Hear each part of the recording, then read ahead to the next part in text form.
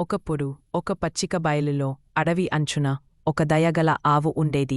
అది ప్రశాంతంగా పచ్చిక గడ్డి మేస్తూ సంతోషంగా జీవించేది. ఆవుకు ఒక చిన్న దూడ ఉండేది.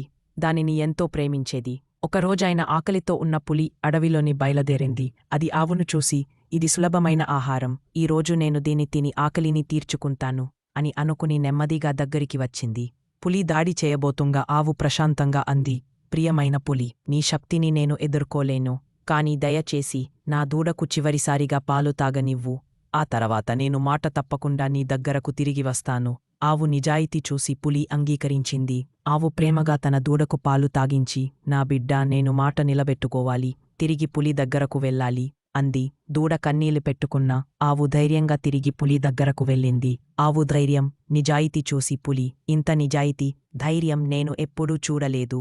నేను నిన్ను హాని చేయలేను. నీ దూడతో ఆనందంగా జీవించు అని చెప్పింది. ఆవు కృతజ్ఞతతో తన దూడ దగ్గరకు తిరిగి వెళ్ళింది.